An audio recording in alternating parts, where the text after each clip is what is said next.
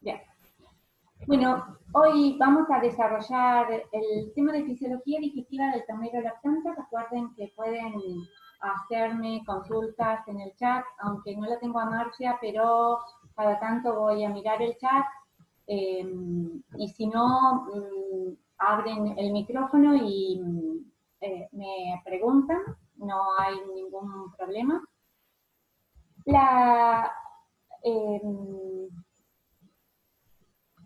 La clase de hoy tiene como objetivo describir un poco las características del ternero lactante y de su proceso digestivo, que es diferente a la digestión que se produce en el individuo adulto, en el rumiante adulto. La digestión del ternero lactante es más similar a lo que podría ser la digestión de un monogástrico, con la salvedad de que en el caso del ternero lactante existe, o sea, la alimentación del ternero lactante es exclusivamente láctea. Por eso se llama ternero lactante, ¿no? Vamos a hablar un poco de las secreciones y el proceso de digestión del ternero lactante y después que describimos ese proceso de digestión de la leche, fundamentalmente vamos a describir cómo es el proceso de transformación de ese sistema digestivo de un individuo con actividad digestiva similar a la de monogástrico hacia al desarrollo de un sistema digestivo del rumiante, con características totalmente diferentes. Bueno.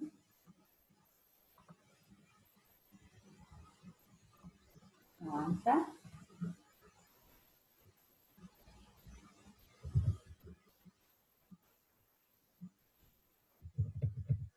Ya. Bueno. Este es ustedes ya conocen cuáles son las características del estómago del ternero. Las diferencias radican en el tamaño de esta estructura, que es el abomazo o cuajar, o lo que nosotros conocemos como el estómago verdadero del ternero, en el que se realiza una digestión netamente ácida, similar a lo que nosotros describimos, a todos los procesos que nosotros describimos en el monogástrico. Cuando hablábamos del estómago del monogástrico, hablábamos de una de determinadas características, como por ejemplo la presencia de ácido clorhídrico, la presencia de pepsina activada, pepsinógeno en su forma inactiva. Vamos a ver que estas mismas secreciones las vamos a encontrar en el abomazo, además de otras que vamos a describir. Pero por eso cuando ustedes describan la acción de abomazo, recuerden la actividad que se produce dentro del estómago del monogástrico. Y es muy similar. Por eso no es doble aprendizaje. Esto es casi una repetición de lo que nosotros describimos para cuando hablamos de estómago en monogástrico. En el ternero lo que sucede es que las proporciones de estos compartimentos del estómago, recuerden que rumen, omazo o librillo y retículo y abomazo son compartimentos de un gran estómago en el rumiante, que va adquiriendo características diferentes en la medida en que este individuo se va desarrollando. El individuo, mientras es lactante, tiene este estómago completo, está formado en un 70% por el abomazo. Es decir, de ese 100% que conforman los 4 compartimentos del estómago, el 70% corresponde al abomazo y el 30% restante corresponde a los otros divertículos. Esto lo tienen que tener presente porque la principal actividad digestiva del ternero, fundamentalmente lactante, es actividad hidrolítica de hidrólisis ácida en el abomazo, y el rumen prácticamente es, no digo que está inactivo, pero las funciones que se realizan en el rumen de un adulto aquí están totalmente minimizadas. También en omazo y en retículo hay poca actividad. La principal actividad está asociada a la actividad del abomazo.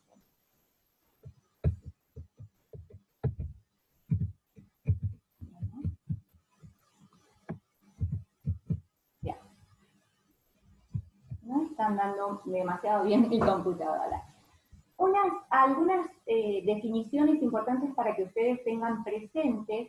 Hay el concepto de amamantamiento siempre se refiere a la conducta de la madre, o está relacionado con la conducta de la madre de proveerle el nutriente o los nutrientes a través de la leche al recién nacido. Por eso hablamos de esta conducta de la madre que facilita el acceso del ternero a sus pezones.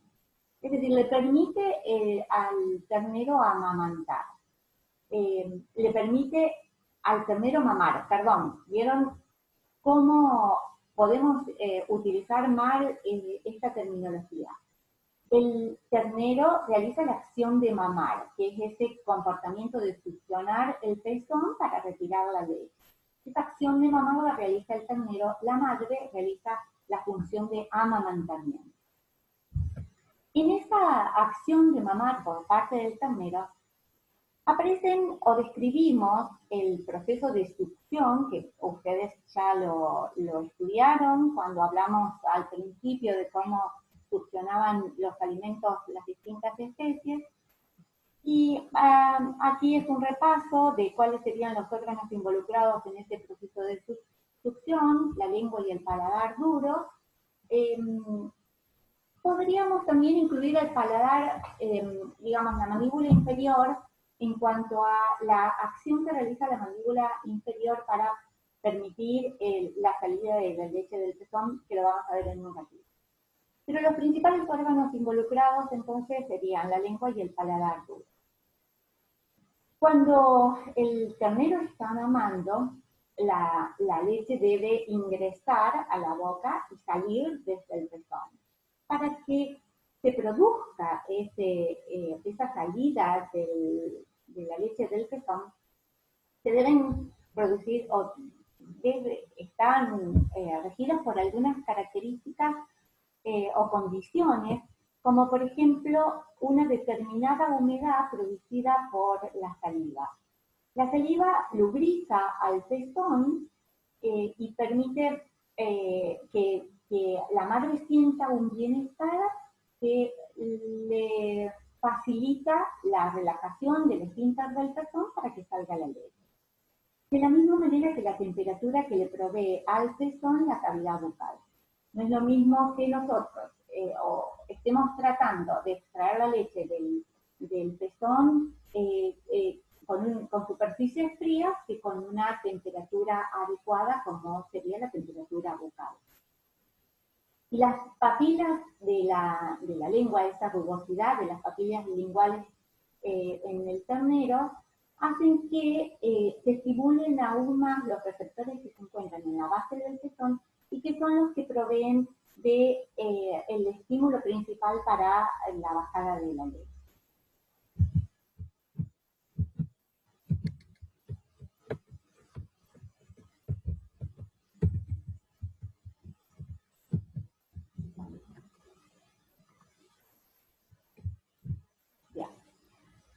El mecanismo de succión, ustedes ya lo han estudiado, ya lo han descrito, pero siempre empezamos con la creación de esta área de menor presión, producto de el efecto que ejerce la mandíbula superior o el paladar duro con la lengua del ternero, con el pezón entre estas dos estructuras. Cuando la lengua va a generar una presión negativa que permite que se abra el esfínter del pezón y la leche salga por diferencia de presión hacia el interior de la boca.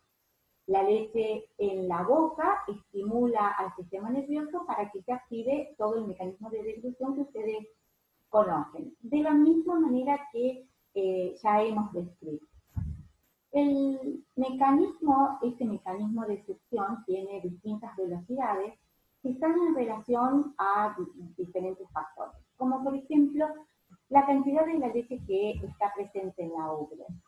Cuando el pezón está engurgitado, la ubre está llena de leche, la velocidad de succión es menor porque el volumen de leche que sale en cada succión es mayor y permite es decir, el ritmo es menor para permitir o facilitar la dilución de ese volumen elevado de leche. De la misma manera que la secreción de saliva y esa lubricación que ejerce la saliva sobre el pezón estimula o facilita, puede aumentar el ritmo de succión. Los terneros, en la medida en que sean más grandes, tienen mayor ritmo de succión porque han aprendido a realizar el mecanismo y lo hacen con mayor facilidad. Y el ambiente es un factor determinante para provocar un ritmo mayor de succión. Es decir, si el ternero está en un ambiente hostil, la succión va a ser mucho más rápida para proveerse del alimento necesario en el menor tiempo posible y no lo va a hacer en forma tranquila. Cuando un ternero está en un ambiente que es tranquilo, solo con su madre, donde hay una buena relación madre-cría, no hay predadores en las inmediaciones, no hay gente o individuos desconocidos, es un ambiente confortable, el individuo funciona a un ritmo menor, lo cual le permite una deglución tranquila, es decir, el proceso digestivo es mucho más tranquilo. En cuanto a las secreciones del sistema digestivo del ternero, la saliva es es la primera secreción que vamos a encontrar en el sistema digestivo. Ustedes ya hemos hablado de la saliva. Vamos a nombrar las características diferenciales de las distintas secreciones. La saliva del adulto es diferente a la del recién nacido porque aparece esta enzima, una lipasa activa o la estearasa pregástrica, que después vamos a describir qué funciones cumple, que fíjense que hasta las 6 semanas de edad la lipasa está presente. A partir de las 6 semanas de edad del ternero, esa lipasa pierde actividad y ya no tiene las características de la saliva del ternero, pasa a tener las características de la saliva del adulto. Y el volumen de saliva, la otra diferencia que podemos describir es el volumen de saliva. Recuerden que el volumen de saliva de un adulto era mucho mayor a la que estamos viendo aquí en esta imagen. ¿Alguien me puede decir cuál era el volumen de saliva diaria producida por un rumiante adulto? 100 a 200 puede ser. ¿100 a 200 qué? Litros. Litros, muy bien. Acá estamos hablando de 500 mililitros y de 200 mililitros en función de la forma de suministro de la leche. Y esto es, es totalmente razonable que cuando el individuo está ingiriendo leche proveniente del pezón, la presencia del pezón dentro de la boca es un gran estímulo para la síntesis síntesis y secreción de saliva. Por lo tanto, cuando el ternero mama directamente del pezón, la producción de saliva es mayor. Por lo tanto, la producción de estearasas o de las enzimas presentes en la saliva va a ser mayor. A diferencia de lo que sucede cuando le suministramos la leche en un balde, que es una de las formas características de suministrarle la leche en las crianzas artificiales. Pero pensemos siempre que nosotros estamos hablando de fisiología y cuando hablamos de fisiología estamos haciendo referencia a lo que pasa en un individuo en el que no ha intervenido el hombre. Cuando yo presento este dato, el dato de que un ternero que ingiere leche en balde es bastante menor, aquí está presente el hombre, ha modificado la fisiología y le está dando leche desde un balde, con lo cual succiona, no ejerce el efecto de la presencia del pezón sobre la boca, la producción de saliva es menor y por lo tanto la actividad de la saliva va a ser menor. Y fíjense qué es lo que pasa o cuál es la actividad de esa enzima.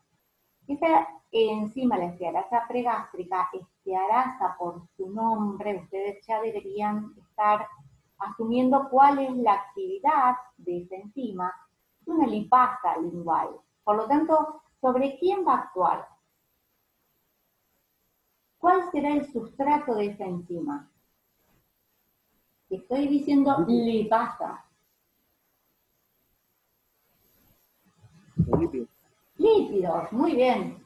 Recuerden que la actividad enzimática estaba expresada por el sufijo asa y el prefijo de la palabra indica sobre cuál sería el sustrato. Lípidos, la acción de las enzimas lipasas, son enzimas que actúan sobre los lípidos. Y esto es importante dado que después vamos a ver cuál es la composición de la leche y del calostro. Es rica en lípidos que necesitan ser digeridos previamente antes de ser digeridos por las enzimas intestinales por lo tanto la actividad de esta lipasa es importante durante el tiempo de acción de las lipasas. Recuerden que yo les dije que más o menos a partir de los 6 meses de edad esta estearasa o lipasa deja de tener actividad.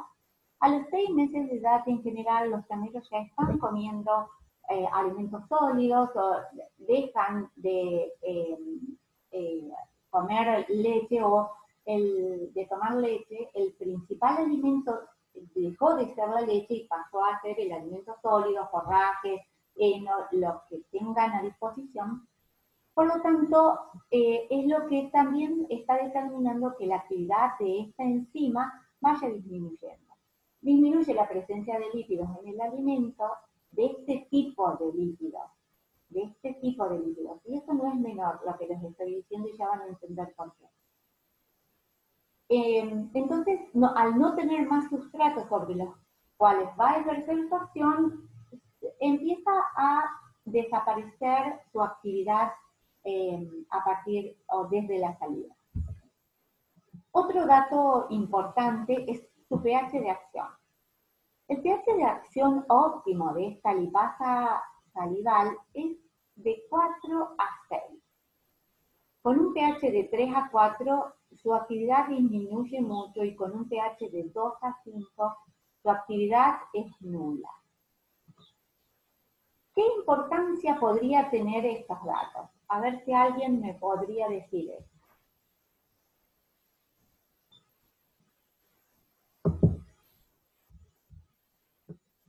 pH de acción óptimo alrededor de 6. En la medida en que ese pH baja, la actividad va siendo cada vez menor hasta ser nula a un pH de 2 a 2,5. ¿Qué importancia puede tener esto?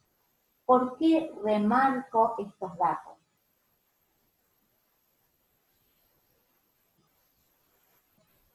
Recuerdan que nosotros decíamos siempre que hay 3 datos de pH que ustedes tienen que tener muy claros.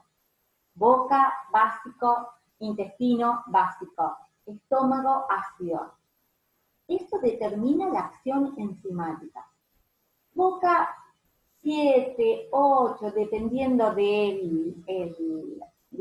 de la especie de la cual estemos hablando, ese es el pH de acción de los componentes de la saliva. Pero aquí el pH de acción de esta lipasa salival es un poco más bajo que el pH de la boca. ¿Por qué?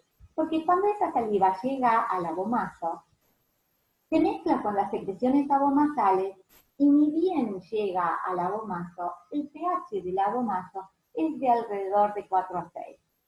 Entonces, ese momento que es muy corto, en ese momento actúa la lipasa lingual, es decir, entre el trayecto de la boca, de la leche que está en la boca y la llegada al abomazo, es el tiempo de acción de esta estearasa pregástrica o lipasa lingual.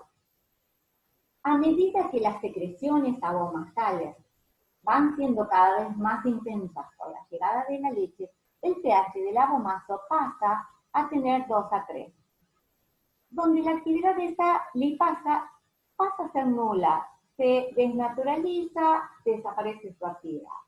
Entonces, es lógico que cuando esta enzima llega al abomazo, se inactiva su acción. En la medida en que se van mezclando con las secreciones abomasales, esa acción se inactiva. Y esa es la importancia de conocer estos datos. Explica por qué la acción de la estearasa pregástrica es nula a nivel abomasal. El abomazo tiene un pH un poco más alto que el del estómago. Nosotros hablábamos del pH del estómago entre 2 a 3, el pH del estómago, del abomazo, perdón, es más cercano a 3 que a 2, sobre todo en el adulto. Tal vez en el lactante sea un poquito más bajo, pero no menos de 2,5. Siempre es alrededor de 3, y para que ustedes no tampoco se nublen con tantos números, siempre recuerden que el pH del abomazo es de alrededor de 3. Entonces, eso explica por qué se inactivan todas las enzimas que pudieran estar presentes en la saliva. Al llegar al abomazo o al llegar al estómago, desaparecen dado el pH que presentan estas enzimas.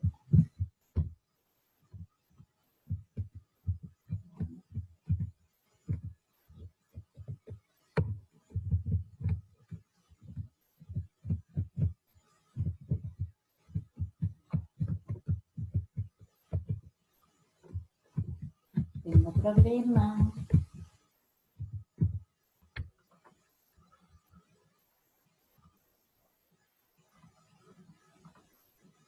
Perdón.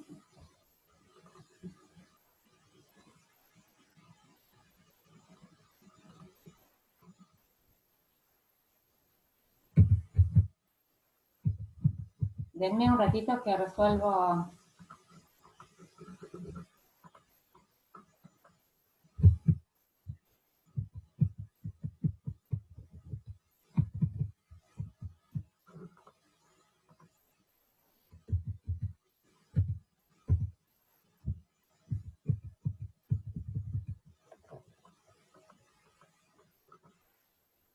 Bueno, algo me está pasando con los controles de la computadora que ni siquiera ahora los puedo ver a ustedes.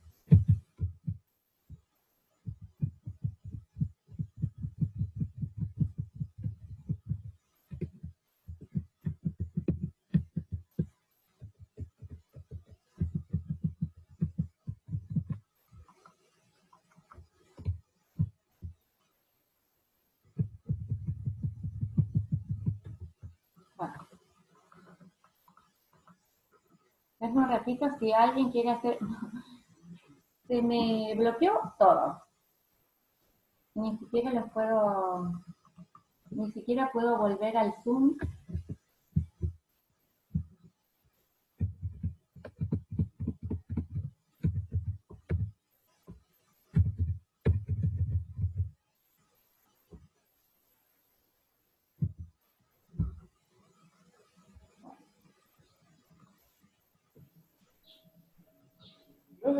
Hernán me dice que hay problemas con el entorno. Sí, ¿alguien quiere hacer alguna pregunta? Mientras trato de compartir otra vez. ¿Escucho? ¿Alguien quiere hacer alguna pregunta?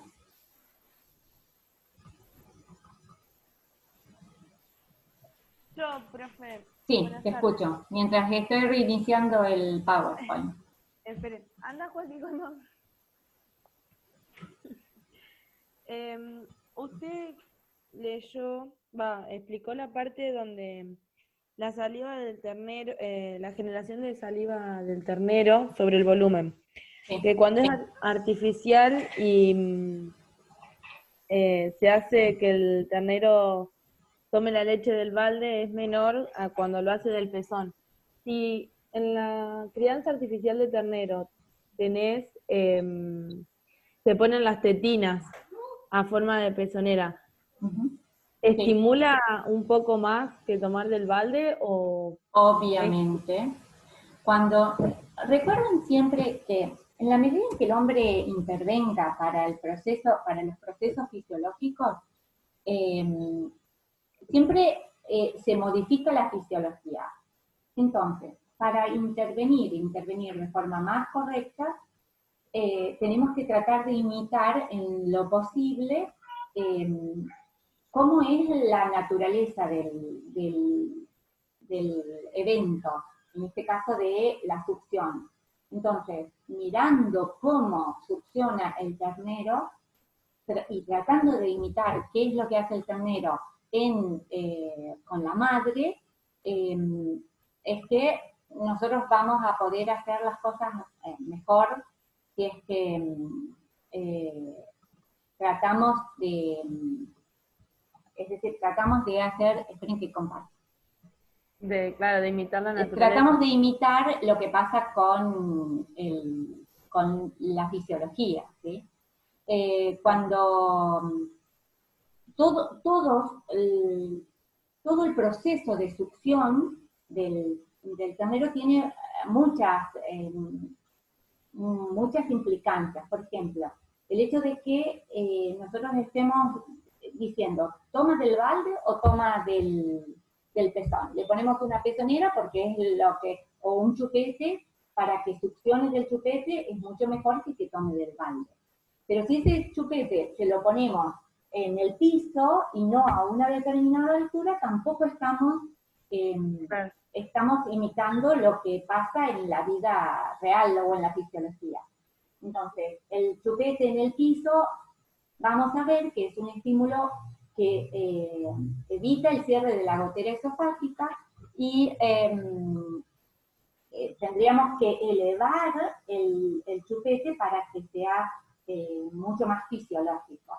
¿Sí? Claro. Por eso el video tengo un video en el Power, que se los voy a pasar después, eh, para que ustedes vean cómo es el proceso fisiológico de succión y si quieren intervenir, lo hagan lo más parecido a lo que sucede en el individuo.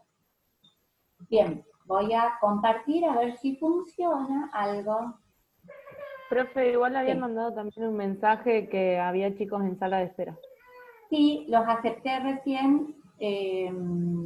Creo que no quedó nadie en sala de espera. Ah, bueno. Bien. Gracias. Bueno, a ver si ahora tenemos suerte. ¿Están viendo la pantalla? ¿Sí? Bien.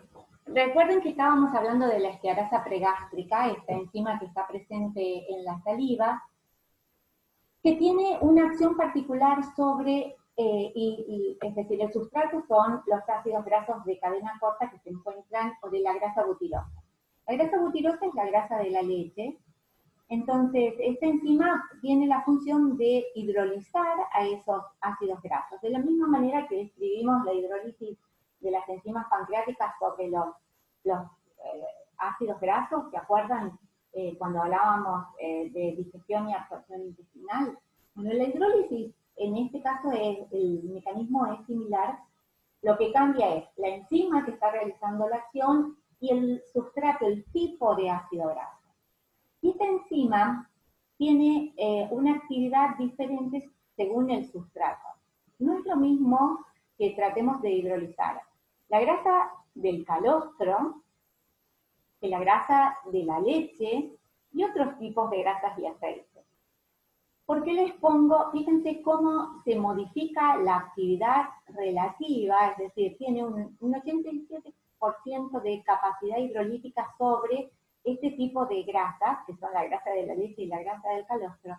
Pero en la medida en que cambiamos de grasas o de fuentes de triglicéridos, esa actividad hidrolítica disminuye. Y esto para que ustedes entiendan que no hay nada mejor que alimentar con leche a los terneros, y por supuesto que los sustitutos o todo aquel reemplazante de la leche que no tenga leche va a ser de peor calidad, y por supuesto el proceso digestivo va a ser diferente y muy diferente, y no vamos a tener los resultados que tendríamos con el suministro de leche. Por esto, porque el sustrato específico para la estearasa pregástrica es la grasa calostral y no las grasas que se les adicionan como fuente de triglicéridos a los reemplazantes lácteos. Esta enzima también tiene que ver con la formación de los coágulos que se producen en el abomaso. Cuando la leche cae al abomaso, sucede lo mismo que sucede cuando se nos corta la leche, que estamos hirviendo leche por alguna cuestión, y la leche empiezan a separarse sus fases, y terminan formándose todos coagulitos. O por ejemplo, cuando a la leche le ponemos vinagre o le ponemos jugo de limón, hacemos ricota, me imagino que ustedes tan cocinadores habrán hecho alguna vez ricota, y si no prueben, es muy interesante. Calientan leche a 60 grados y le ponen o un chorro de vinagre o un chorro de limón, es un ácido en realidad, y van a ver qué es lo que pasa con esa leche, que es una solución continua, no podemos identificar distintas fases. Cuando le colocamos ese ácido, se desnaturalizan las proteínas y empieza a separarse la parte proteica y grasa por un lado y el suero por el otro. Eso es lo mismo que sucede cuando la leche cae en el abomaso, que tiene un pH ácido. Es lo mismo. Para que ustedes tengan presente, eso es lo que sucede con la leche cuando cae a el abomaso ácido. Cuando esta enzima, la estearasa pregástrica, se libera, se libera más dependiendo de la forma de suministro de la leche. Es decir, tiene mucha más relación en cómo le estamos dando la leche para su liberación que cuál es el tipo de dieta que nosotros les estamos dando. Si le estamos, por ejemplo, si le doy leche o sustituto, la síntesis de esta enzima no cambia. Pero si le doy ese alimento en mamadera o desde el balde, el amamantamiento o la alimentación a partir de la mamadera es lo que provoca el mayor estímulo de liberación de esta enzima. Por lo tanto, va a tener un mayor efecto sobre la función digestiva de esta enzima. ¿Por qué el amamantamiento es el mayor estímulo? Por esto que sucede, que está escrito acá. Pequeña cantidad de leche deglutida y estímulos nerviosos activados, es decir, hay mucha actividad del sistema, mucha activación del sistema nervioso que induce a la liberación de saliva. Y en la medida en que se libere más saliva, más enzima se libera. Y la deglución a pequeños sorbos también estimula mucho a la liberación de esta enzima. ¿Qué es esto que está? Bueno, sí, dice ahí, gotera esofágica. No hace falta que pregunte. La gotera esofágica es una estructura fundamental para entender el proceso de digestión del ternero. La gotera esofágica, como dice aquí, es un potente pliegue muscular. Este pliegue muscular, que bajo determinados estímulos se contrae, genera un canal que lo que hace es que la leche sea conducida directamente al abomazo sin pasar por el vesículo rumen. Si ustedes se acuerdan cómo es la estructura del estómago de los rumiantes, los primeros compartimentos son rumen, vesículo y abomazo, y el último compartimento sería el abomazo. En general, en el adulto, el alimento pasa por todos los compartimentos, por estos 3 compartimentos que les nombraba al principio, y después termina yendo al abomazo.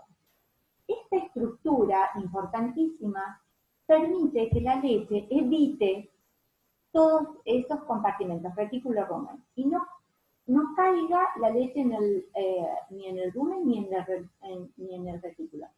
Pase directamente al abomazo, de manera tal de que directamente vaya a una digestión ácida, haciendo o imitando la digestión del monogástrico. El monogástrico, cuando nosotros describíamos la digestión en un monogástrico, la leche cae directamente en el estómago. Acá sucede lo mismo. Gracias a este pliegue muscular que se activa, que se contrae, que cierra ese orificio y permite que la leche pase directamente al abomazo. El cierre, yo hablé de estímulos que provocan el cierre y la contracción de este reborde que forma la gotera esofágica. Esos estímulos que desencadenan el cierre son variados. El más importante es la composición de la leche. Sustancias químicas como la caseína, que es una de las proteínas de la leche, determinados aminoácidos, la presencia de lactoalbúmina, algunos minerales como el fluoruro de sodio, constituyentes de la leche, todos constituyentes de la leche, es el principal estímulo para el cierre de la gotera esofágica. También la forma de suministro, esto que hablábamos recién, si le doy en mamadera o si le doy directamente desde el balde. Por supuesto que la mamadera o la succión directa del pezón, si los tuviéramos que ubicar en orden, es succión del pezón por la posición que tiene el ternero cuando succiona directamente del pezón, luego mamadera y después el abrevado o la succión directa desde el balde. El deseo de tomar, aquí están ubicados en orden, ¿no? Desde el mayor estímulo hacia el menor estímulo. Las ganas de tomar leche, el deseo de tomar leche, el hambre, se asocia mucho con un estímulo mayor al cierre de la gotera. Y las características organolépticas, esto que es el olor y el gusto de la leche, también son un factor fundamental para desencadenar el cierre de la gotera esofágica. Cuando hablábamos de la presencia o la leche como principal estímulo, recuerden que la leche cuando es obtenida directamente del pezón, la succión la realizan a pequeños, de un volumen muy pequeño y va deglutiendo en la medida que va succionando. Este tipo de deglución, este tipo de deglución a pequeños sorbos, estimula aún más la gotera.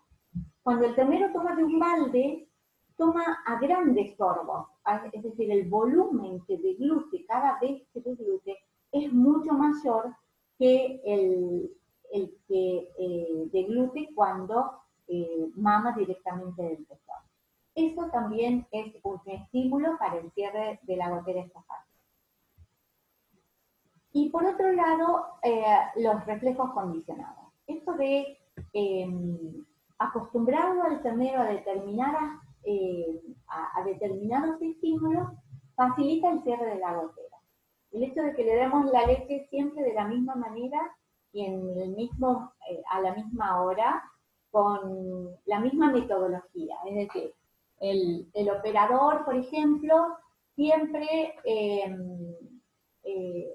se levanta, abre la puerta, ese ruido de abrir la puerta del galpón, el ruido de empezar a hacer ruido con los baldes para llevarle el alimento para que tome. Este comportamiento de las personas que le están suministrando la leche también son estímulos que activan este reflejo condicionado que sería el cierre de la gotera esofágica. Y obviamente al ser un reflejo, tiene todos los componentes de los reflejos que nosotros hemos descrito, determinados estímulos, receptores ubicados en distintos lugares, vías nerviosas aferentes hacia el sistema nervioso, un lugar de integración en el sistema nervioso que está relacionado con el centro de la succión, vías nerviosas eferentes que activan o que inervan a los músculos del reborde de esos labios que forman la gotera esofágica, que permiten, que es un pliegue muscular, por lo tanto van a producir la contracción de ese pliegue y de esta manera provocar el cierre. ¿Vieron la importancia de tener el concepto de reflejo? Porque lo vamos usando continuamente. Y fíjense cuáles son los estímulos. Son estímulos sensitivos bastante complejos, estímulos olfativos, esto que decíamos hoy, el olor de la leche, estímulos visuales, el ver al operador que nos está trayendo los baldes, desencadena o activa a receptores ubicados en la retina, que vía nerviosa aferente, producen la activación de centros nerviosos que estimulan el cierre de la gotera finalmente. Y obviamente los químicos y térmicos que encuentran receptores en la boca y también estimulan el cierre de la gotera. Fíjense la cantidad de estímulos y están relacionados con la importancia que tiene este cierre de la gotera esofágica. ¿Por qué es importante que se cierre la gotera esofágica? Bueno, y aquí vemos una cuestión fundamental. Si no se cierra la gotera esofágica, la leche cae en el rumen. El rumen tiene un pH muy básico o está bastante relacionado, o muy cercano al 7, a un pH básico, y bajo esas condiciones la coagulación de la leche no se produce. Y si la leche cae en el rumen, se produce una fermentación y no una digestión ácida como que es la que tendría que suceder o que la que sucede en el abomaso, que es el lugar donde se produce la digestión de la leche. Entonces, al caer la leche en el rumen, fermenta, esas fermentaciones son indeseadas, se produce gas, se producen un montón de complicaciones que vamos a ver o van a ver en patología que no son deseables. Es decir, esto puede llegar a la muerte, puede llevar a la muerte del individuo. Entonces, no es deseable que la gotera esofágica no se active. Necesitamos, el ternero más bien, necesita que esa gotera se cierre para que la digestión ácida se lleve a cabo correctamente y la leche pase directamente a la uva. Esa es la importancia, que no es menor, la importancia de la gotera esofágica. La activación o inactivación de la gotera determina la sobrevida del individuo. Si por alguna situación esa gotera no se está activando, la leche fermenta, cae al rumen, fermenta y produce un montón de lesiones hasta la muerte del individuo. Hablemos un poquito de calostro para entender la importancia del consumo de esta primera leche que sintetiza la glándula mamaria y que es vital para la sobrevida fundamentalmente de los terneros, dado que tiene componentes que van a permitir que este ternero sobreviva en un medio hostil como es el medio extrauterino.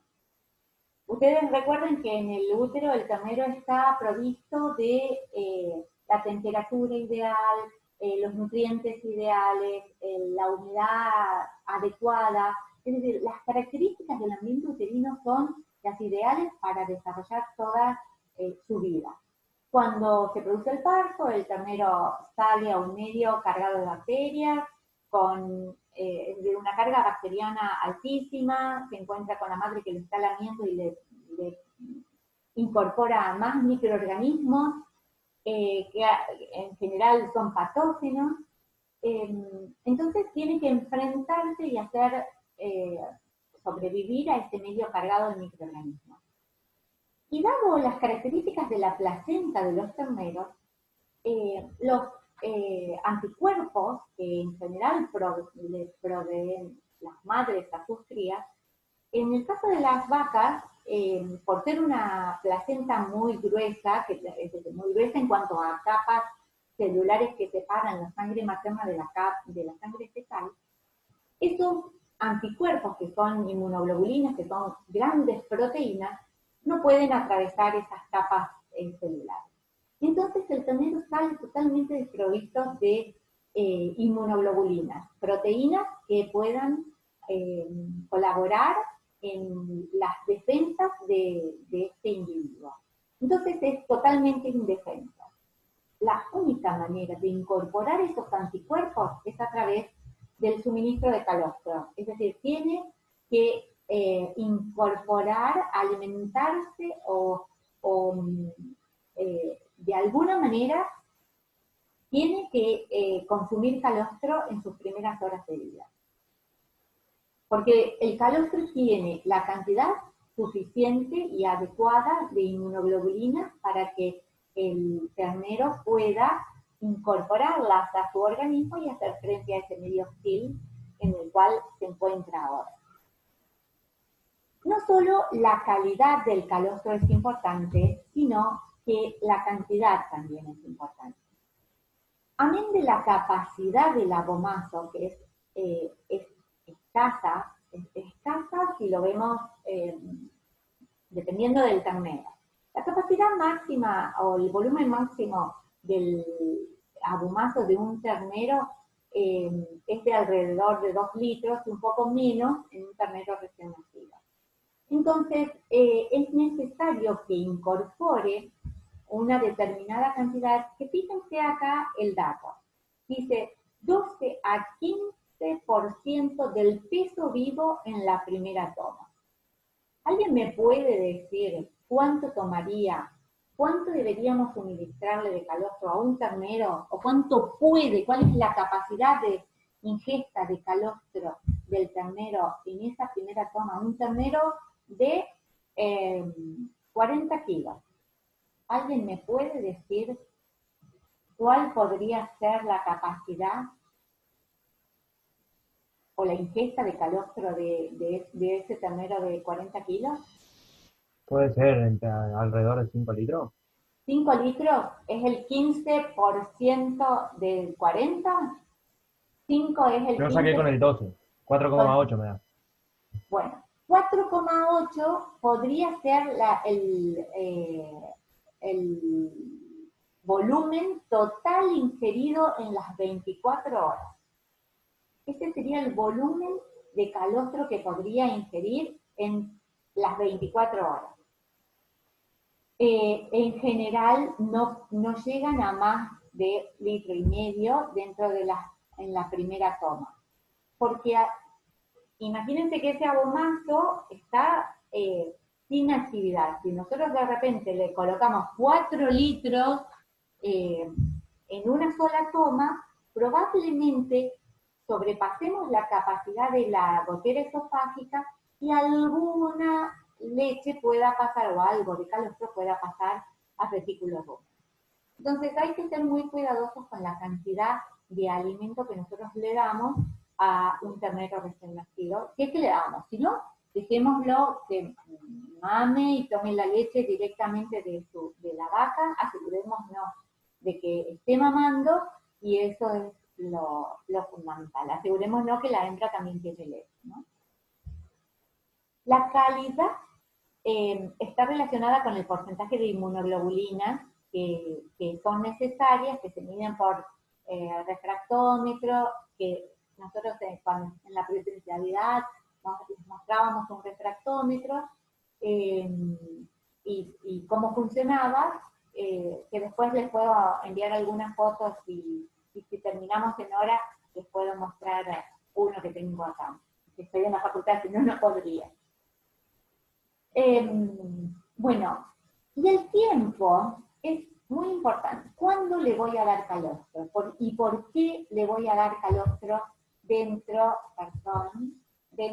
de las primeras 6 horas de vida? Porque la capacidad absortiva del tubo digestivo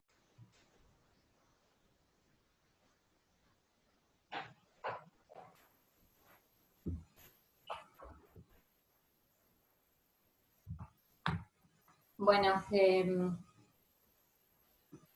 me vine a la facultad para no tener problemas con internet y ¿están viendo el Power o no lo están viendo?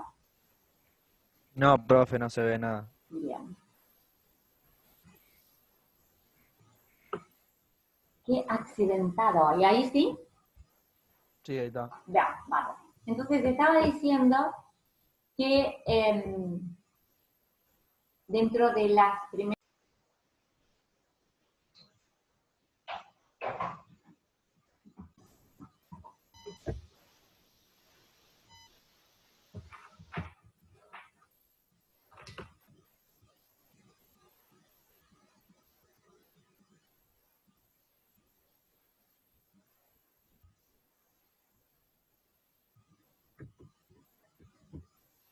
¿Hay tormenta en algún lugar? ¿Por qué están diciendo que debe ser por la tormenta? No sé, me vine a la facultad para estar tranquila y un desastre. Pero bueno, sepan entender. Vuelvo a decir, es importante que me están escuchando bien, ¿no? Sí, profe, te escucho. Vamos. Sí, profe. Entonces, dentro de las primeras 6 horas de vida es importante que el ternero consuma calostro, dado que la capacidad absortiva del ternero empieza a disminuir. Y vamos a ver por qué empieza a disminuir. Vamos a ver un poquito más adelante. Ustedes tienen que tener claro que es muy importante el hecho de que el ternero consuma calostro.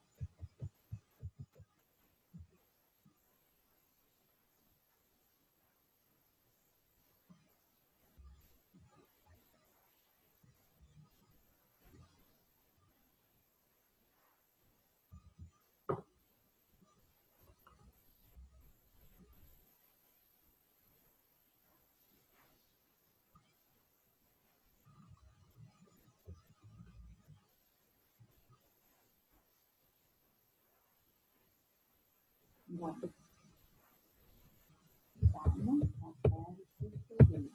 Bien.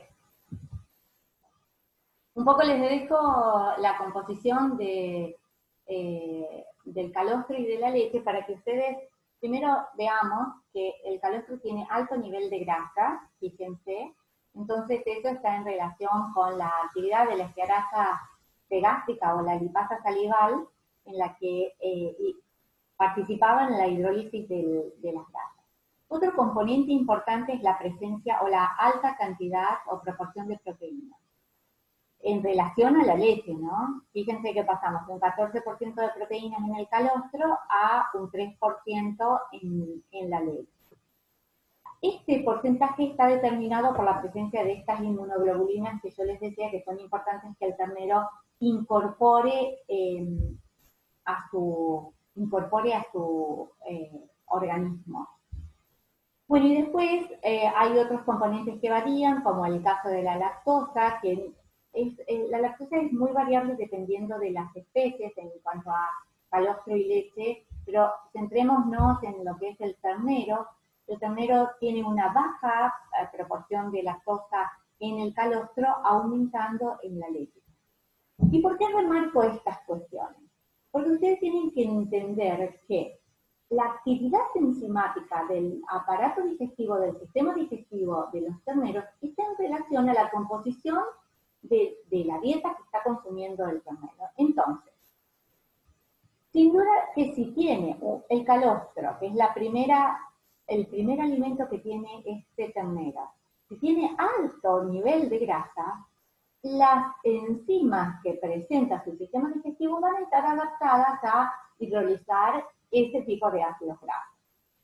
Y por otro lado, si tiene alto nivel de proteínas el calostro, los mecanismos para utilizar esas proteínas van a estar adaptados para incorporarlas como tal. Y esta es una de las características importantes que presenta el... Ay, chicos, la verdad que me está poniendo hasta de mal humor. Intento por última vez avanzar con esto y si se corta otra vez, chicos, la verdad que dejo porque es totalmente desprolijo. Bueno, estábamos hablando de la composición de la leche y el calostro en relación a la actividad digestiva de las enzimas gástricas. Yo les decía que tanto las terneras como los terneros, si bien aquí dice las terneras, está más en relación a las hembras que van a ser utilizadas como madres, deben ser alimentadas con calostro tan pronto como nacen, ya que la transferencia de anticuerpos se reduce rápidamente y es nula dentro de las 24 horas después del nacimiento. ¿Por qué se produce? Bueno, aquí tenemos una imagen de cómo va descendiendo esta capacidad o habilidad absortiva del intestino de estas proteínas intactas. Imagínense que los anticuerpos, las inmunoglobulinas, en el sistema digestivo del recién nacido son absorbidas como tales, son intactas, sin sufrir procesos de proteólisis, lo cual permite que aumente la inmunidad del recién nacido. Esa característica de poder absorber esos anticuerpos como tales, y que son moléculas grandísimas, moléculas proteicas muy grandes, eso se da gracias a que, por dos cuestiones, está relacionado con el epitelio intestinal. El epitelio intestinal tiene dos mecanismos para incorporar las proteínas grandes, como son los anticuerpos. Una es a través de la vía paracelular. ¿Se acuerdan? Entre dos células, sucede que cuando el ternero recién nace, los enterocitos están muy separados, las uniones entre enterocitos son muy débiles, y las proteínas pueden pasar intactas a través de dos enterocitos. Ese es un mecanismo. En la medida en que el epitelio se recambia, este mecanismo va desapareciendo, las uniones son cada vez más estrechas, más fuertes, y ya las proteínas intactas no pueden atravesar entre dos enterocitos. Los enterocitos además disponen de otro mecanismo, que es la presencia de receptores para inmunoglobulinas específicos sobre la superficie del enterocito. Entonces, la incorporan de la misma manera que describíamos la unión hormona-receptor. En este caso es anticuerpo-receptor, se forma un complejo que es englobado, incorporado al interior del enterocito, en este caso utiliza la vía transcelular, y después son vertidos a la circulación a partir de la membrana vasolateral con el mecanismo de exocitosis. El tema es que en la medida en que ese epitelio se recambie, los nuevos enterocitos que nacen desprovistos de esos receptores sobre la superficie, ya no pueden ser más incorporados como tales, así intactos. Y sucede otra cuestión. La tercera mecanismo que hace que estas proteínas no puedan ser incorporadas intactas es que las enzimas del sistema digestivo del ternero empiezan a activarse. Y si empiezan a activarse en el tiempo, van a empezar a producir proteólisis de esas proteínas. Y lo vamos a ver más adelante. Primero describamos esto. Acá lo que se grafica es cuál es el nivel de incorporación de inmunoglobulinas o de anticuerpos, o el nivel de transferencia de esas inmunoglobulinas del calostro teniendo en cuenta el momento de alimentación, es decir, a la hora cero del nacimiento, nace el ternero y le damos 2 litros de calostro, 1 litro o 1 kilo de calostro y medio litro de calostro. Obviamente que está en relación al volumen de calostro consumido, la capacidad de incorporación o de transferir estas inmunoglobulinas al ternero.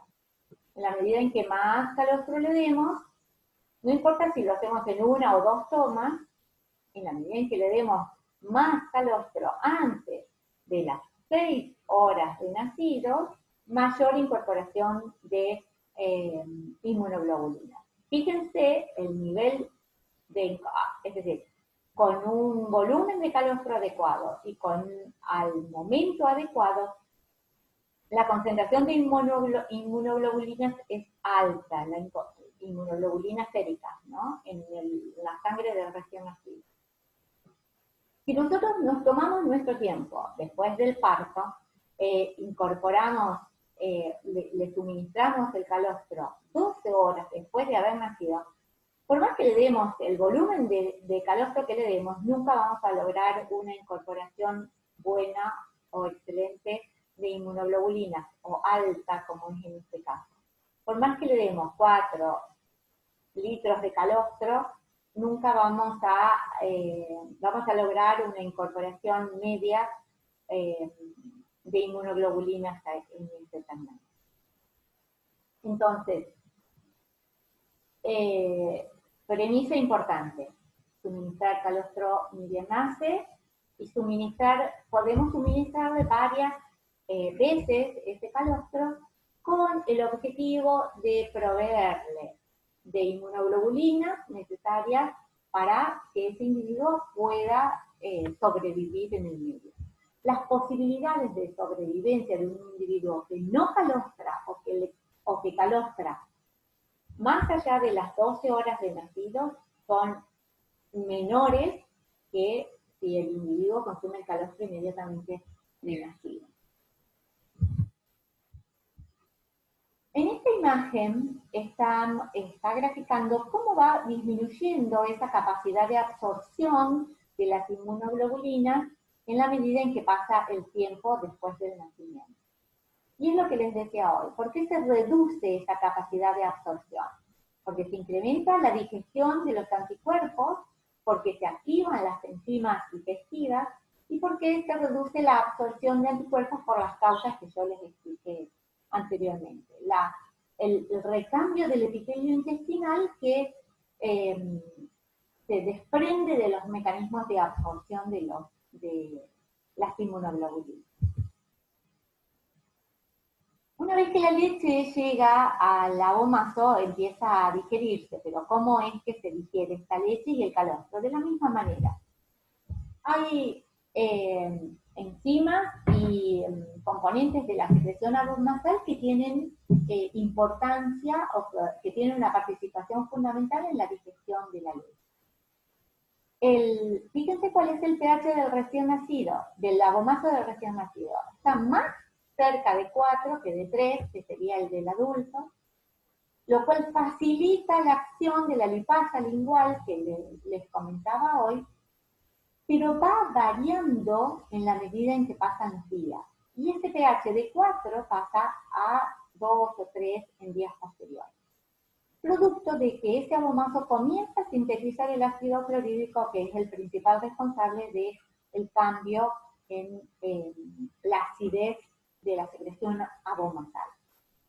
Además del ácido clorhídrico, que nosotros también lo hemos descrito para la secreción gástrica, aparece el pepsinógeno, que también lo hemos descrito en la secreción gástrica, que el pepsinógeno en presencia de ácido clorhídrico se transformaba en pepsina, y esta pepsina tenía una capacidad proteolítica, es decir, es una enzima proteolítica, es decir, que su sustrato son las proteínas. Pero además, en la secreción abomasal aparece la prorrenina, quimosina, o esta enzima, que después vamos a hablar, que tiene una función fundamental en el proceso de coagulación de la leche, que ya lo vamos a ver más adelante. Vamos a describir un poco, repasar un poco la acción del ácido clorhídrico, que es la parte inorgánica del jugo gástrico o jugo abomasal o secreción abomasal, igual jugo gástrico, estómago, secreción abomasal para abomazo. Esta secreción de ácido clorhídrico va variando en función de la edad y el tipo de alimento. Obviamente que el sustituto y la leche materna desencadenan diferentes respuestas a las secreciones digestivas. El mejor estímulo siempre es la leche materna, siempre. El sustituto imita a las acciones de la leche materna como estímulo, pero nunca va a tener las características de la leche. Eso recuérdenlo. Hay sustitutos de muy buena calidad, pero ninguno, por más que sean de excelente calidad, van a reemplazar a la leche. Eso tenganlo presente. ¿Cuál es la función del ácido clorhídrico? De la misma que para el jugo gástrico, activar el pepsinógeno e inhibición de algunas proteínas en cuanto a la inactivación a través de la desnaturalización. Acuérdense, acción fundamental del ácido clorhídrico, desnaturalizar proteínas. Y cuando desnaturalizamos proteínas, lo que hacemos es romper la estructura terciaria y cuaternaria de las proteínas. Y permitimos que las enzimas proteolíticas puedan actuar sobre los enlaces peptídicos. Al destruir la estructura terciaria y cuaternaria, que es esa estructura tridimensional de las proteínas, abrimos a la proteína, la exponemos como cadena, y la pepsina, que es la forma activa de la enzima proteolítica del pepsinógeno, puede hidrolizar a esa gran proteína en polipéptidos, péptidos más pequeños, dipéptidos y tripéptidos, para que después esos péptidos pasen al abomazo, al intestino y sean hidrolizados o continúen su hidrólisis por las enzimas pancreáticas. De la misma manera que para la secreción gástrica, la pepsina es secretada en forma de pepsinógeno, se activa por el ácido clorhídrico, que determina un determinado o un pH. Y fíjense esto, tiene un pH de acción, siempre las enzimas tienen un pH de acción óptima. El pH de acción óptima de la pepsina, y después vamos a ver algún detalle más, donde tiene acción coagulante es de 1 a 2. Ni bien la leche cae en el abomazo, cuando el ternero está consumiendo leche, la consume en determinados tiempos, teniendo espacios o periodos interdigestivos que permite que ese pH del abomazo disminuya. Cuando nosotros hablamos de un pH de 3 o 4, hablamos como pH promedio durante las 24 horas. Y ese pH varía entre ingestas. En algún momento ese pH puede estar cercano a 1 o a 2, y cuando cae la leche, ese pH, producto de la dilución que ejerce la leche en los líquidos, en los jugos gástricos, ese pH se sube a 4. El pH de la leche está alrededor de 7. Entonces, cuando es incorporado al abomazo, se diluye ese ácido y pasa a tener un pH de 4, 3 o 4. Pero ni bien cae esa leche tomando contacto con ese pH, coagula. Y después aparece la actividad proteolítica. La actividad de la pepsina es inactiva cuando el pH es de 5. Es decir, en la medida en que el pH abomasal sea cada vez más alto, la actividad proteolítica se inactiva. Y esos datos lo tienen que tener en cuenta, son importantes. ¿Qué hace la prorrenina? La prorrenina es una enzima secretada en forma inactiva, como su nombre lo dice, como prorrenina, en presencia del ácido clorhídrico. Esta renina tiene la capacidad de producir la coagulación de la leche. Un pH óptimo de secreción de 6,5, muy similar al de la leche, que empieza a disminuir producto de la mezcla con las secreciones sabonasales. Y fíjense este otro detalle. Esta enzima es secretada durante las 2 primeras semanas de vida. A partir de la tercera semana de vida, en la medida que el ternero comience a incorporar alimentos sólidos, esta enzima empieza a disminuir su secreción y por lo tanto empieza a disminuir su actividad. Esta enzima tiene la capacidad de actuar sobre la caseína, transformándola en paracaseína, que cuando se une con el calcio forma el famoso coágulo que se produce dentro del abomaso, en forma de paracaseinato de calcio. Este es un coágulo que tiene determinadas características, son coágulos en general grandes, compactos, de los que se empieza a desprender el suero. Por eso les insisto con que traten de cortar leche para ver qué es lo que sucede con la leche. Pónganle mucho ácido para imitar mejor esto de que se forme el coágulo. Y acá hay un cuadro interesante. Dice pH óptimo para la actividad de las enzimas gástricas, que hablamos de enzimas abomasales. La renina, que es la enzima que produce la coagulación, tiene un pH óptimo para coagular de 6,5, pero a un pH de 3,5 tiene capacidad proteolítica. La pepsina también participa en la coagulación, pero con un pH un poco más bajo, lo cual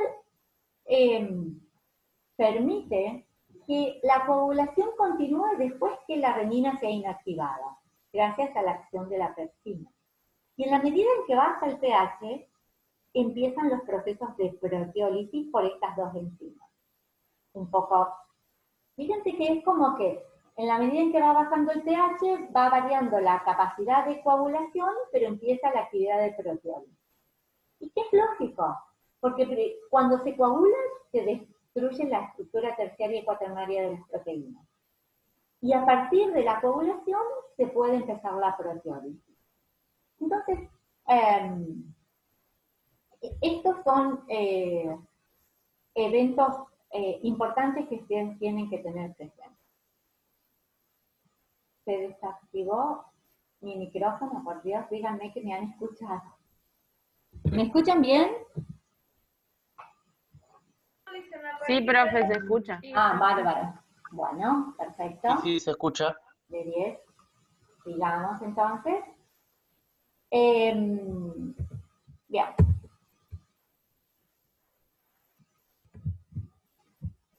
Aquí en esta imagen se resume toda la actividad de digestión de la leche. La leche ingresa por la boca, a través de la gotera esofágica llega al abomaso. En abomaso se produce el coágulo, es decir, coagula la caseína. Fíjense que es muy rápido, 3 a 4 minutos. Este es el tiempo de acción de las enzimas que se encuentran en la saliva. A partir del proceso de coagulación, se forma el coágulo y rápidamente empieza a liberarse el suero de la leche.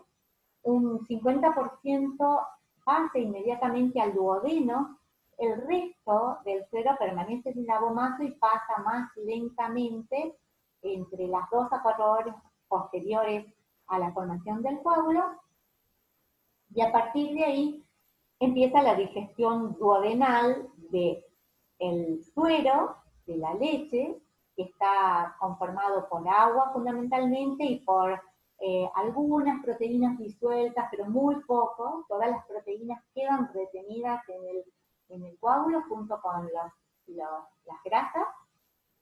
Y lo que pasa con el suero es la lactosa, el hidrato de carbono, el principal hidrato de carbono de la leche. En el duodeno aparecen las enzimas pancreáticas que nosotros describimos. Lipolíticas, las proteolíticas y las amilolíticas, y el bicarbonato para regular el pH que ingresa al duodeno. En esta imagen se grafica la relación que existe entre la edad y la actividad enzimática. Esto que yo les decía hoy, que a medida que el ternero va creciendo en edad, la actividad enzimática va cambiando. Y fíjense que vamos a empezar con la actividad que disminuye. La actividad de la lactasa, una enzima intestinal, va disminuyendo en la medida en que el ternero va creciendo en edad. A partir de los 20, 30 días, la actividad lactásica del epitelio intestinal disminuye.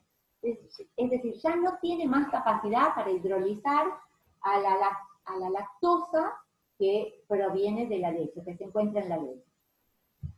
Por otro lado, las enzimas proteolíticas se incrementan bastante rápido, llegan a su actividad máxima, 12 días de vida del ternero.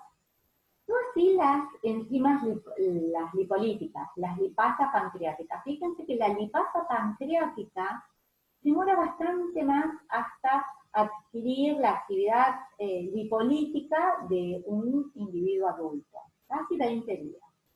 En general, bueno, y aquí abajo se grafica la amilasa pancreática y algunas enzimas del epitelio intestinal que van a degradar hidratos de carbono o dipéptidos y tripéptidos en el borde del cepillo del intestino. Fíjense, ¿por qué les traigo esta imagen? Para que ustedes tengan presente que el ternero recién nacido, la actividad enzimática de esos terneros no se ha activado o está en su mínima expresión actuando. A medida que pasan los días, se va activando las secreciones hepáticas, las secreciones pancreáticas y las secreciones del intestino, del epitelio intestinal. Entonces, todas esas secreciones se van activando en función del cambio de alimentación que va sufriendo ese ternero. Ustedes saben que los terneros, si bien son lactantes, a los primeros días de vida ya empiezan a ramonear, se llama ramonear, empiezan a comer pastitos o empiezan a incorporar balanceado o fardos o algún forraje que se les suministre, pero en muy poca cantidad. Esa incorporación de un pasto verde o de un pasto seco, en general siempre hay que darle muy buena calidad de alimentos a estos recién nacidos. Recién nacidos me refiero a una semana de vida. Y antes incorporan muy poco alimentos sólidos. Pero esta incorporación de alimentos va haciendo que se produzca la activación de las enzimas pancreáticas. De las glándulas digestivas, más que solo únicamente de las enzimas pancreáticas. ¿Cuáles son entonces los factores que pueden modificar la actividad enzimática del intestino? La dieta es, como yo les decía recientemente, es el principal factor que estimula la actividad de las enzimas de las glándulas digestivas. Particularmente la cantidad de proteínas y de lípidos que activan las enzimas proteolíticas y lipolíticas, y el hecho de pasar de una alimentación líquida a una alimentación sólida. Obviamente todos estos estímulos están relacionados con el comienzo de la secreción de determinadas hormonas, y estas hormonas nosotros ya las describimos, que tienen que ver con la activación enzimática o con la estimulación de la maquinaria sintetizadora de enzimas del sistema digestivo. Y bueno, en esta imagen les muestro por qué son importantes las enzimas intestinales, cuáles son los sustratos, que ustedes creo que ya lo tienen claro. Obviamente que las enzimas lipolíticas neutralizan ácidos grasos y monoglicéridos con una actividad que es baja durante la primera semana, se va activando en la medida en que va pasando el tiempo, lo mismo que las enzimas proteolíticas y las amilolíticas. La actividad lactática está en función de la ingesta de leche. Si nosotros continuaríamos suministrando leche a un ternero durante toda su vida, esa actividad lactática no desaparece.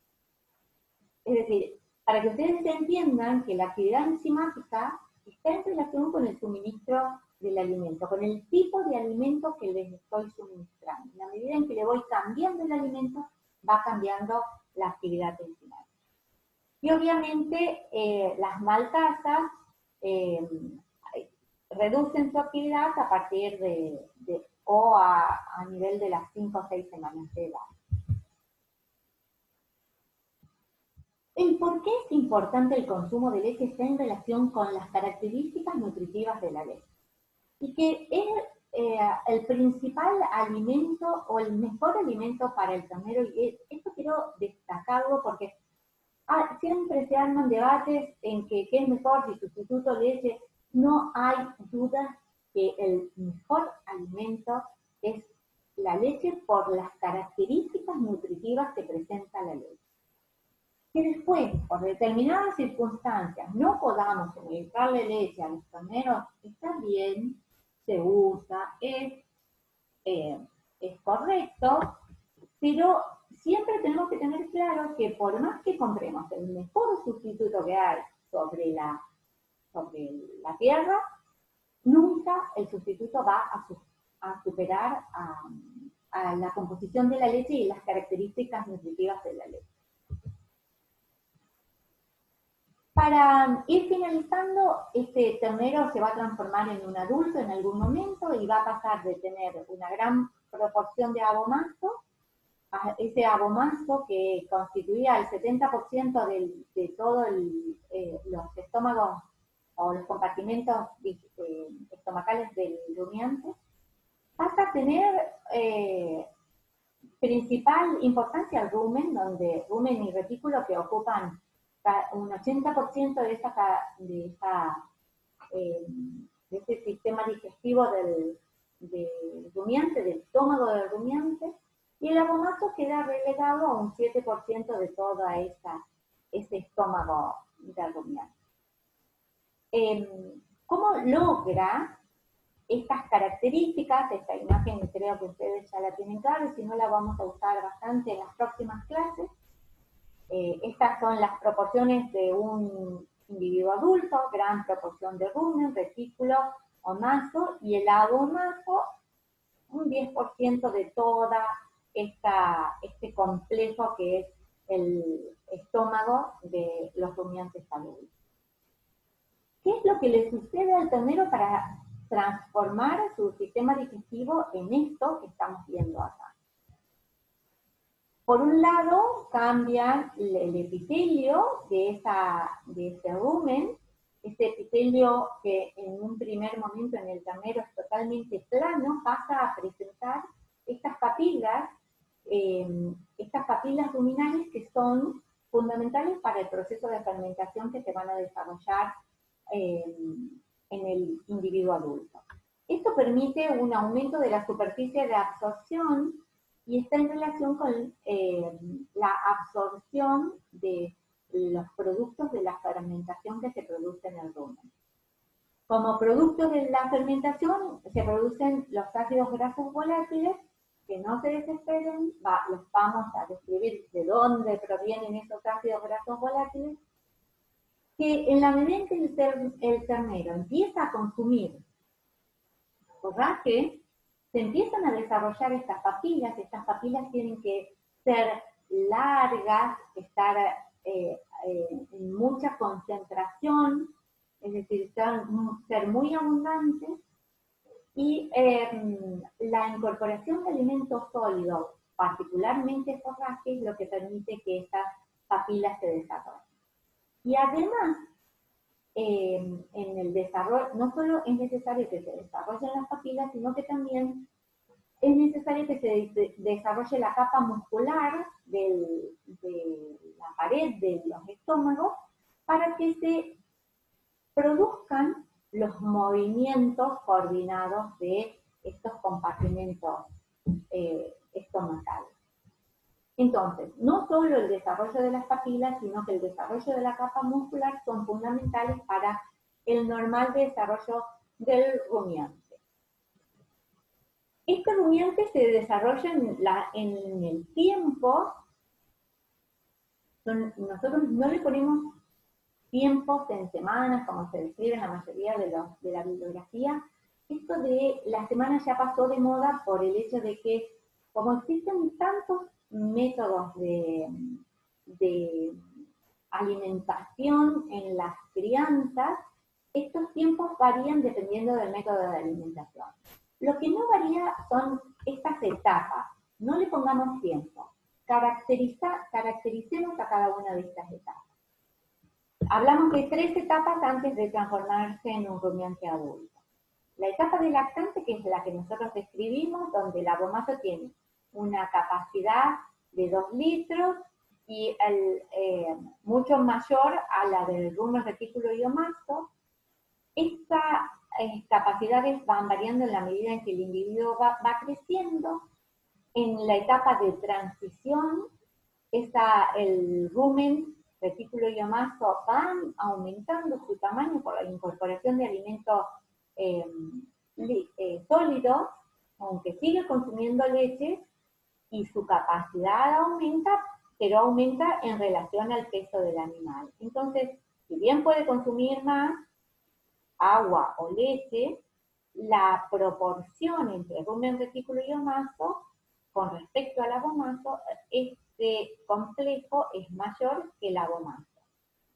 Y finalmente llega la etapa de rumiante adulto, donde el rumen, retículo y omazo son los compartimentos que tienen mayor proporción que el abomazo.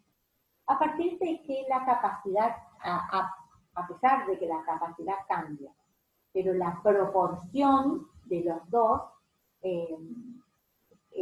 disminuye la del abomazo con respecto a retículo, rumen y omazo. Además de cambiar las proporciones de los compartimentos, se producen, es lo que está descrito aquí en cada una de las fases. Fíjense que yo no le pongo tiempos, no hay tiempos ni semanas, fases. Y además se caracterizan por otras cuestiones, como por ejemplo el nivel de glucemia. La fase de lactante se caracteriza por un nivel de glucemia muy elevado, igual a la del monogástrico. Hay una absorción de glucosa muy eficaz. El epitelio intestinal tiene la capacidad de absorber mucho la glucosa que proviene de la lactosa de la leche, y es lo que principalmente caracteriza a la fase del lactante. Mientras va cambiando hacia el adulto, esa capacidad de absorber la glucosa va disminuyendo, por lo tanto la glucemia disminuye, y empieza a incorporar alimentos sólidos y comienza la fermentación ruminal, aumentando la concentración de los ácidos grasos volátiles, producto de la ingestión de estos alimentos sólidos, para finalmente terminar con un rumen totalmente desarrollado, con microorganismos que fermentan ese alimento sólido, y un abomazo que tiene una actividad enzimática menor que la que describíamos en el ternero lactante. Pero acá aparece una pregunta importante, que es ¿de dónde vienen esos microorganismos que colonizaron el rumen? Si sabemos que el rumen o el sistema digestivo del ternero, cuando nace, es totalmente desprovisto de microorganismos. Esos microorganismos provienen del medio. Ese ternero que toma contacto con la tierra, con el pasto, la madre que le está lamiendo, la madre que al lamerlo y tratar de limpiarle la boca, en ese proceso de del amido y la limpieza en el posparto inmediato, ya le está incorporando microorganismos. Y en la medida en que esos microorganismos ingresan al aparato digestivo, empiezan su duplicación de forma inmediata y empiezan a crecer y desarrollarse. Y si le asociamos la incorporación del alimento sólido, permitimos que tengan un sustrato del cual nutrirse esos microorganismos y de esa manera colonizar el rumen. Muy importante este concepto, el tener claro que el rumen está colonizado por determinados microorganismos que van a facilitar los procesos de fermentación del alimento que va a ingerir el rumiante adulto. Bueno, los factores que influyen en el desarrollo del estómago, el inicio del consumo del alimento grosero, que aumenta el tamaño de las papilas y el grosor de las papilas, los alimentos concentrados que permiten que las papilas sean más largas y más densas. Todo eso conduce a que haya mayor proporción de ácidos grasos volátiles, esos ácidos orgánicos producidos durante la fermentación del alimento y que permiten que se desarrollen estas papilas. Y que el rumiante se transforme en rumiante. Deje de ser un monogástrico dependiente de la glucosa a ser un rumiante dependiente de los ácidos grasos volátiles como fuente de energía. Bien, llegamos al final y hablamos de las características digestivas del ternero lactante, que es diferente al rumiante adulto, bastante similar al monogástrico, con algunas diferencias que remarcamos.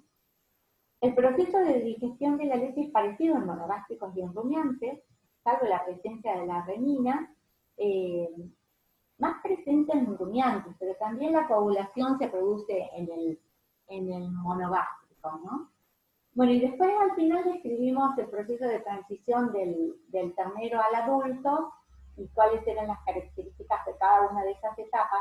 Si no le pongan números, no le pongan fechas o no le pongan tiempo. Recuerden las características de cada una de las fases. Esta sería mi información para hoy.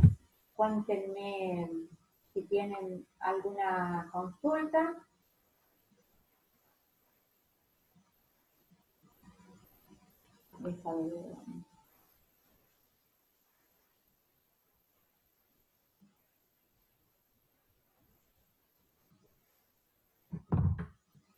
¿Me quieren hacer alguna consulta? ¿Tienen alguna duda con respecto? A ver el chat. Dice,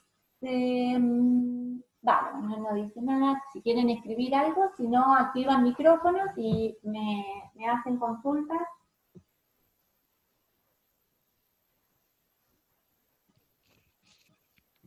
Profe, yo tengo una pregunta más que nada con respecto a lo del calostro. Ajá. ¿Puede ser que los veterinarios cuando, bueno, el animal si no llega a consumir calostro te hagan hacerle algo a base de huevos? Como para que tengan un suplemento o algo de eso. Sí. ¿Qué tiene? ¿Qué onda eso? No, porque No, es una curiosidad que tengo. No, sí, hay algunas formas de hacer un sustituto, un calostro artificial, sí se usa, pero tenés otros recursos antes de llegar a eso.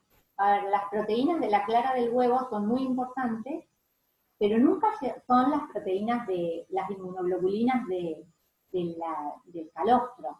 Entonces, antes de llegar a eso, sacarle calostro a otra vaca o mantener el calostro resguardado. Hay un montón de formas de guardar el calostro, congelado, acidificado, etc. Hay muchas otras herramientas antes de darle ese tipo de reemplazantes de calostro. Es más, allá a esta altura vienen calostro en polvo y digamos, otras herramientas antes de darle huevos. A ver, todo lo que no sea natural no es fisiológico. Y todo en la medida en que pongamos mayor cantidad de cosas extras, podemos llegar a cometer errores. Esa es una práctica muy vieja, se hace desde hace muchísimos años. Creo que cuando yo era chica eso ya se hacía. Por eso ahora Bien, tenemos era una otra. curiosidad más que nada. No, está bien, está muy bueno. Pero es más, lo vas a leer en algunos libros, sobre todo en los libros viejos, vas a leer. Es más, está es decir, está determinado cuántos huevos en relación a cuánta crema, cuánta leche, porque lleva todas estas cuestiones, crema, leche, huevo y no me acuerdo de qué más, pero algunas otras cuestiones más.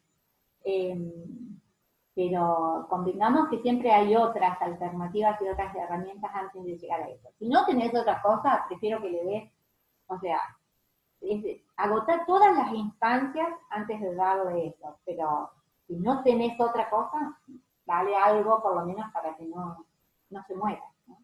Vas a tener menos posibilidades de que se muera. Perfecto, gracias.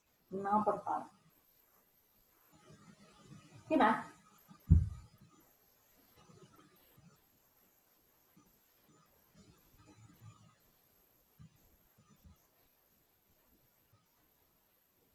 La verdad que lamento mucho que haya sido tan accidentada la clase. Me vine a la facultad porque mi internet es malo y acá se me cortó un montón de veces. Les pido disculpas, pero bueno, es lo que tenemos. ¿Alguien quiere hacer alguna consulta más?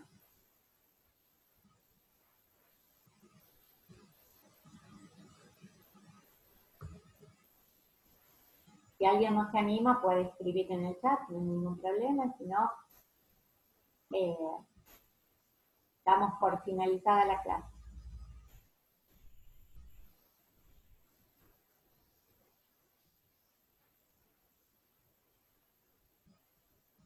Bien, bueno, me despido. Nos vemos la semana que viene. Estudien. Hasta luego. Chao. Chao, chao. Gracias. Chao, gracias. Chao, profe. Hasta luego. Pasen buen fin de semana. ¡Feliz Día de la Madre!